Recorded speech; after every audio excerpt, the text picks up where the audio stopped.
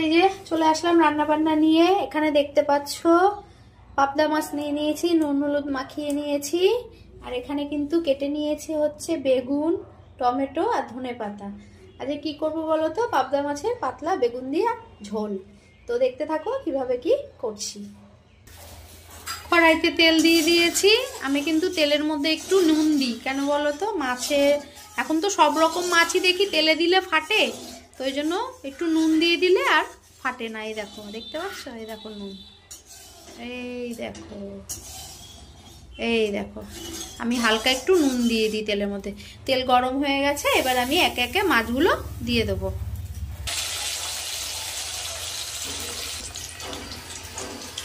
মাছ ভাজা কমপ্লিট। এই তেলের মধ্যে আমি বেগুনগুলো একটু ভেজে নেব। বেগুনগুলো আমি এরকম লম্বা লম্বা করে কেটেছি।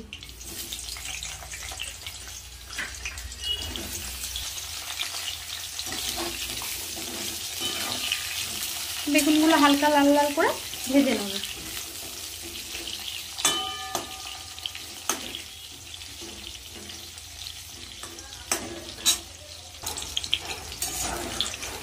তো বেগুনগুলো ভাজা হয়ে গেছে হালকা লাল লাল করে। এবার বেগুনগুলো তুলে নেব। বেগুনগুলো তুলে নিয়েছি। এই তেলের মধ্যে দিয়ে দেবো কালো জিরে ফোড়ন। কালো জিরে নিয়ে নিলাম। কেটে রাখা টমেটো দিয়ে দেবো।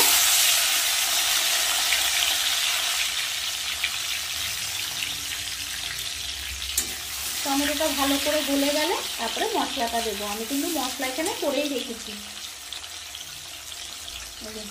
জিরে, লঙ্কা, হলুদ সব গুলিয়ে রেখে দিয়েছি।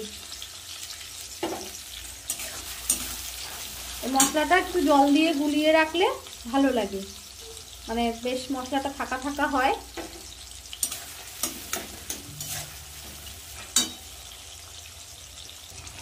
টমেটোর মধ্যে আমি একটু নুন দিয়ে দেবো।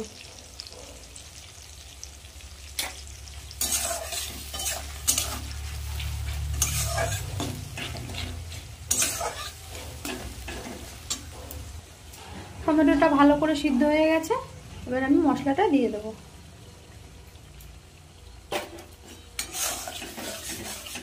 মশলাটা ভালো করে কষিয়ে নেব, তারপরে জল দেব।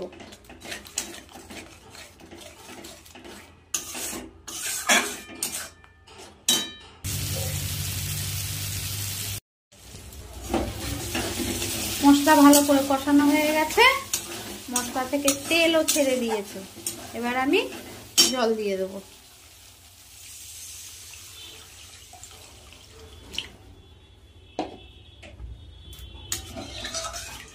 ঝোলটা ফুটলে মাছ আর বেগুন দিয়ে দেবো।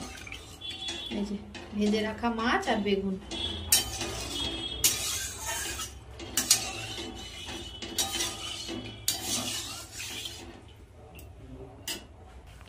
এখানে ঝোল ফুটে গেছে ভালো করে। এবার আমি ভেজে রাখা মাছ আর বেগুন দিয়ে দেবো।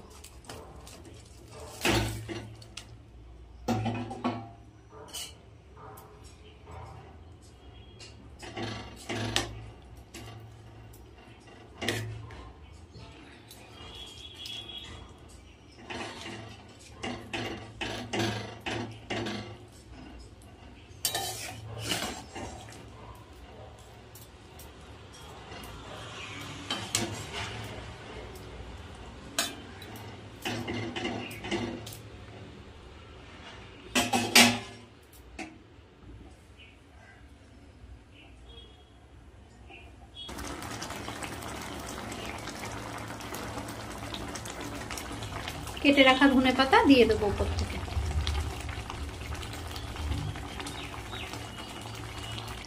তো এই দেখো আমার কিন্তু পাবদা মাছ আর এই দেখো বেগুন দিয়ে পাবদা মাছের ঝোল রেডি।